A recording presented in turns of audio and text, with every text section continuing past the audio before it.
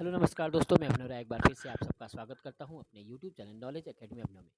और आज हम लोग बात करेंगे ये केंद्रीय बजट 25-26 के बारे में, यानी जो 1 फरवरी 2025 को निर्मला सीतारमण प्रस्तुत की हैं, उसके बारे में संक्षिप्त विवरण देखेंगे कि क्या-क्या आया है, कहाँ-कहाँ पे क्या-क्या है, 12 लाख तक क्या टैक्स फ्री है या कितना परसेंट टैक्स लगेगा, क्या है ये सब चीज़ें, इसके बारे में विस्तार से जानेंगे। तो चैनल पे नए हैं, चैनल को सब्सक्राइब कर लीजिए और भी लोगों को शेयर कीजिए जो बजट बजट को जानना चाहते हैं। ओके। और मुख्य मुख्य बिंदु जो बजट के बारे में है उसके बारे में हम लोग जानकारी करेंगे। तो चलिए स्टार्ट करते हैं और पसंद आए तो लाइक जरूर करिएगा। चलिए देखते हैं हम लोग। वित्त मंत्री निर्मला सीतारमण ने 25-26 के केंद्रीय बजट प्रस्तुत किया, जिसमें आर्थिक विकास को बढ़ावा देने, मध्यम वर्ग की क्रय शक्ति बढ़ाने और समावेशी विकास को प्राथमिकता देने पर जोर दिया गया है। ओके, याद रखिएगा। मेन जो मुद्दा है, मेन जो जोर है वो किस पे है? मध्यम वर्ग की क्रय शक्ति को बढ़ाने के लिए और समावेशी विकास की प्राथमिकता देने के लिए। तो इसके लिए क्या क्या किया? तो पहला कर सुधार देखते हैं हम लोग, टैक्स रिफॉर्म। जो आयकर में राहत, बड़ा मुद्दा है, इंस्टाग्राम से लेकर हर जगह ये बहुत फेमस है कि आयकर में राहत दिया गया है। तो कर मुक्त आय सीमा को 12 लाख वार्षिक तक बढ़ा दिया गया है। ये मुद्दा बड़ा छाया हुआ है कि 12 लाख तक वार्षिक दर बढ़ा दिया गया है। ठीक। 75,000 के स्टैंडर्ड डिडक्शन दी गई है, जिसमें 12.75 लाख तक की आय पर कोई कर नहीं लगेगा।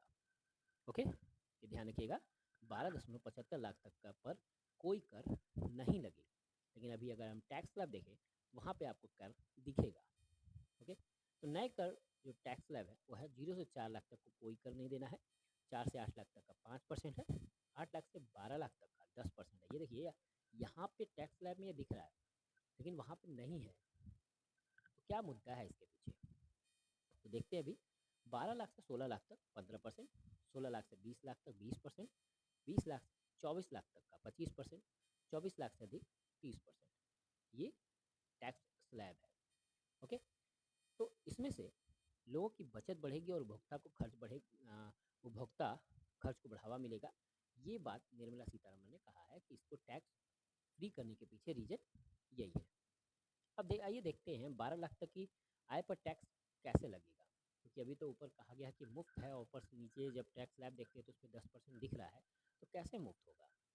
टैक्स स्लैब में शामिल फिर भी टैक्स शून्य है।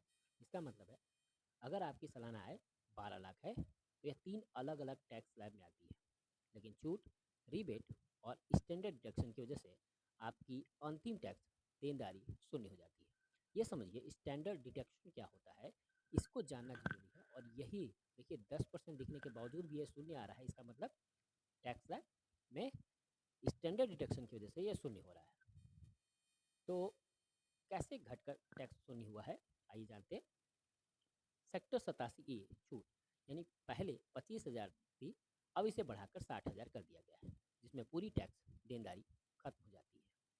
स्टैंडर्ड डिडक्शन में 75,000 की छूट भी उपलब्ध है, यानी अगर आपकी इनकम 12,75,000 है तब भी आपको कोई टैक्स नहीं देना होगा। टैक्स फ्री और टैक्स एग्जाइटमेंट में फ़र्क क्या होता है? टैक्स एग्जाइटमेंट इस स्थिति में आय का एक हिस्सा पूरी तरह कर मुक्त होता है और उसे पर टैक्स नहीं लगाया जाता, जबकि टैक्स फ्री है, इसमें आय पर टैक्स लगाया जाता है, लेकिन छूट और कटौतियों की वजह से अंतिम टैक्स शून्य हो जाता है। यानी इस पर छूट इतनी दी जाती है, उसमें जो कटौतियाँ हैं, जैसे आपने बहुत सारे LIC और ये सब चीज़ें लगाएंगे लगाएंगे तो ये सारी चीज़ें लेके आपका वो जो टैक्स है वो शून्य हो जाएगा। यानी 12 लाख तक की आय टैक्स फ्री है, लेकिन टैक्स एडजस्टमेंट नहीं है। ये याद रखिएगा, टैक्स फ्री है, टैक्स एडजस्टमेंट नहीं है। ठीक, अगर वो नहीं लगाएंगे तो आपका टैक्स फ्री नहीं होगा। टैक्स की गणना होती है, लेकिन उपलब्ध छूट शून्य हो जाती है। तो ये बात तो टैक्स के बारे में था। नेक्स्ट, कृषि और ग्रामीण विकास के बारे में उन्होंने क्या कहा है? प्रधानमंत्री धन धान्य कृषि योजना 100 जिलों में लागू होगी, जिसमें 1.7 करोड़ किसान लाभान्वित होंगे। किसानों के लिए सस्ता ऋण, 77 मिलियन यानी 7.7 करोड़ किसानों, मछुआरों और डेयरी किसानों को 5 लाख तक का सस्ता लोन मिलेगा। ये बात उन्होंने कहा है। पल्सेस यानी दालों पर आत्मनिर्भर मिशन बनाना है।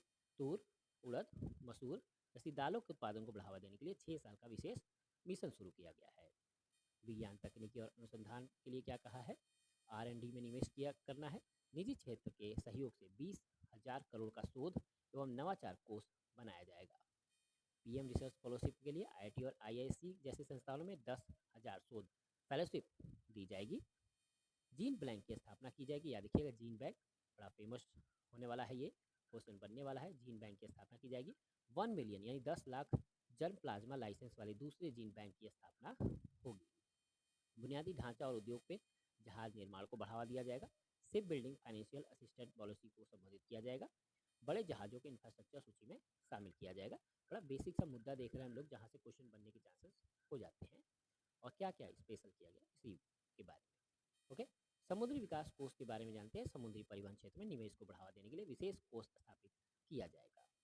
परमाणु ऊर्जा में परमाणु ऊर्जा मिशन चलाया गया है, जिसमें 20,000 करोड़ की लागत से स्मॉल मॉड्यूलर रिएक्टर विकसित किए जाएंगे। याद रखिएगा, स्मॉल मॉड्यूलर रिएक्टर विकसित किए जाएंगे। 2033 तक 5 स्वदेशी यानी एसएमआर शुरू करने का लक्ष्य रखा गया है। ओके, विश्लेषण प्रतिक्रिया क्या है। बजट में कर कटौती और सरकारी खर्च को प्राथमिकता दी गई है, जिसमें आर्थिक विकास को गति मिलेगी। कुछ विशेषज्ञों का मानना है कि बजट लंबी अवधि के आर्थिक सुधारों की तुलना में तत्काल राहत पर अधिक केंद्रित है, ये कहा जा रहा है। शेयर बाजार में उद्योगों संगठनों ने बजट का सकारात्मक स्वागत किया है और बहुत तेजी से शेयर बाजार उछला भी है। निष्कर्ष यह है कि 25-26 का बजट आर्थिक विकास को गति देने, किसानों और मध्यम वर्ग को राहत देने और अनुसंधान विकास में निवेश बढ़ाने पर केंद्रित है। यह बजट समावेशी और सतत विकास के लिए महत्वपूर्ण कदम माना जा रहा है। ओके, तो ये था हमारा 25-26 का केंद्रीय बजट के मुख्य बिंदु थे। पसंद आए तो लाइक जरूर करिए और भी लोगों को शेयर करिए और देखिए